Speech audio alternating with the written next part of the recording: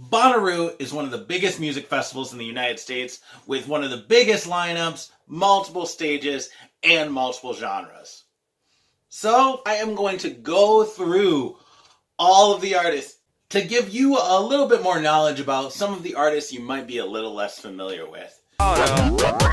I've seen a lot of vlogs. I'm pretty sure these are the bass vlogs.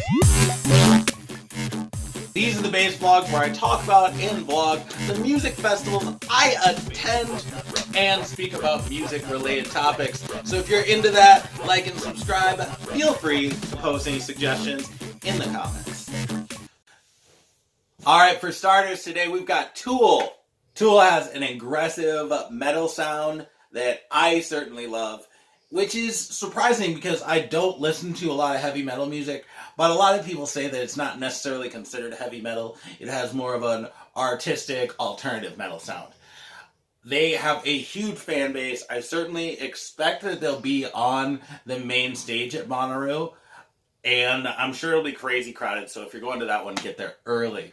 Alright, next on the lineup today is Miley Cyrus. Now, Miley Cyrus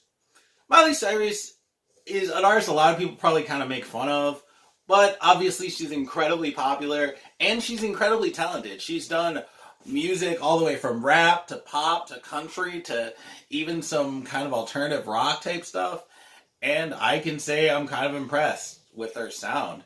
I know there will be a huge squad losing their minds to all of her songs, so I certainly think that will be another crowded one. But I might check it out. I'll be honest.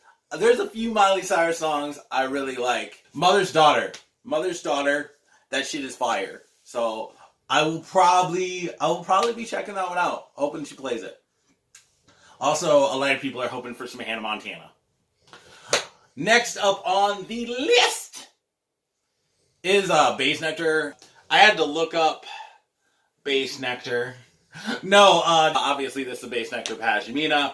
I am a big Nectar fan. Only saw them for the first time January 1st. He's definitely one of my favorite artists / DJs.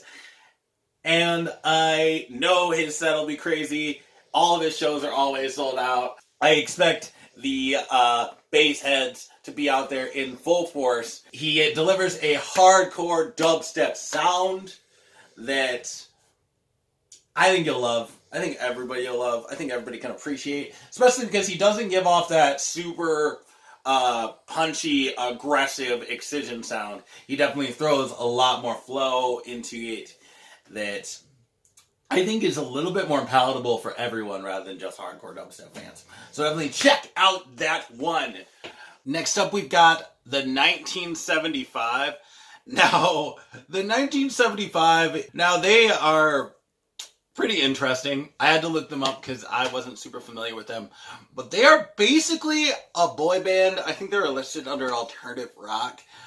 But they definitely bring me some Backstreet Boys NSYNC vibes. So I probably will not be seeing them. But trust me, there will be a crowd of young ladies checking them out. I know those heartthrobby vibes are going to bring them some attention. Moving forward, we got Run the Jewels. Run the Jewels is near and dear to my heart because Run the Jewels is one of the first groups I ever saw live. I saw Run the Jewels at Scamp several years ago. They delivered an incredible set. They have they do a lot of rap, deep rap music. They really talk about their lives and their struggles. And they talk about real stuff in their lyrics. I mean, I definitely wouldn't say they rap like Eminem, but the tone of their lyrics certainly remind me of Eminem. Very real, not very hip-hop, freaking cash money and hoes. They're rapping about real struggles. And I think that that's really impressive. Next up, we've got Glass Animals. I was having a little bit of trouble trying to explain what kind of an artist Glass Animals is. And then I looked them up, and I noticed that they are actually described as psychedelic pop, which I think is the perfect description for them, because they definitely give off that kind of a psychedelic sound that is pretty palatable for everyone. Not so weird and unusual that the average person wouldn't enjoy them, but still giving off that same interesting vibe. So definitely check them out. Next up, we've got Young the Giant. Young the Giant is another one of the artists I'm really glad I found through this project. Young the Giant, imagine if Glass Animals and Primus had a baby. Definitely more rockish than what Glass Animals is, and definitely more trippy and weird than Primus is. It's kind of the middle ground I feel like I like to live in, and so I'll probably be checking them out. I think he is listed as alternative rock, but we don't like lists around here. We like to listen to them ourselves. Next, we got Megan Thee Stallion. Megan Thee Stallion is rap music. She is the core of that hip-hop type thing that's been getting so popular lately. She's gonna give you that gangster rap vibe. She's gonna get you strutting. We're gonna see some dance moves that never existed from people in the crowd. I will be doing some probably pretty poor dance moves, as Megan Thee Stallion is pretty awesome, pretty fun to party to. Definitely not the Run the Jewels vibe. Definitely not the serious type of vibes. Definitely more of the hip-hop, party in the club type vibe. So check that one out. Next up, we've got Tipper. Is a super impressive artist. I will definitely be seeing Tipper.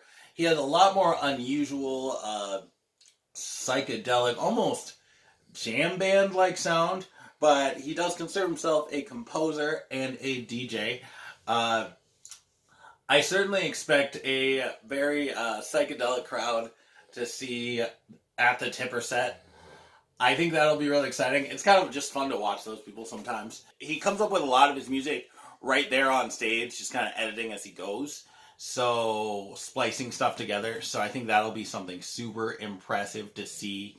It's going to be all good vibes in that crowd, so definitely check it out. You could call it EDM, a lot of people would call it trance, but definitely don't expect dubstep, because I don't think you're going to get any dubstep from Tipper. But he is an incredible EDM DJ. Moving forward, Brittany Howard. Brittany Howard gives off a very soulful vibe. I was having a lot of trouble finding stuff about her online, but I did listen to some of her music, and a very southern soul music, Southern Baptist type vibe, but as far as I could tell, her music isn't religious based or anything. But I definitely think she'll be enjoyable if that is your type of music. Then we got Primus. Primus is a funky rock type sound. Very funky, very alternative rock. Very psychedelic. I was really interested in their music. They definitely remind me of almost a tamer version of Tool. A less aggressive, more chill, more wickish. I certainly like Primus's sound. I'm a lot more likely to see Primus than Tool, in my opinion. But if you're into the hardcore stuff, you might like Tool better. But it might be one after the other, just because I think they may draw some of the same crowd. So if you're into that psychedelic, funky rock, check out Primus. Then we've got Dashboard Confessional. Dashboard Confessional is another kind of boy bandy vibe. They are super awesome, more my style, a little edgier, a little harder than the 1975. I imagine they'll probably play around the same time, just to kind of allow the crowd to transition to a similar artist. They have a cool sound. I probably won't be able to see that one just because there's so much on this lineup. But if you want to hear some incredibly catchy love songs, you will love them. This is an artist that makes me enjoy this project. We've got Big Wild. Big Wild has a super intriguing, impressive, new, fresh sound. Big Wild, I actually think I saw him at Scamp, but I don't think I really paid attention because he considers himself a composer. He uses computerized synths and a lot of DJ equipment in his production, but he also is an incredibly talented musician. He plays multiple instruments. He delivers I categorize it as kind of a trippy, funky sound. And his incredible ability to bend music to his will allows him to create a really jumpy, fun, vibey set that I kind of compare to Tipper, but not really. Definitely impressive. This next one I did quite a bit of research to get into. Ganja White Knight. I'm actually wearing a Ganja White Knight hat for his new one tour that I think is just about to end. Ganja White Knight is an incredibly impressive artist, known for his wobbles, known for his dubstep. I wouldn't say he certainly didn't create the art of the wobble, but he is probably one of the lead artists doing it right now. So if you're into dubstep, but you maybe want a little bit more finesse, you don't want that hardcore, punchy dubstep, you want that wobble, you want that funkiness, then you will like some Ganja White Knight. So check out Ganja White Knight. He is touring everywhere, and he is at Bonnaroo.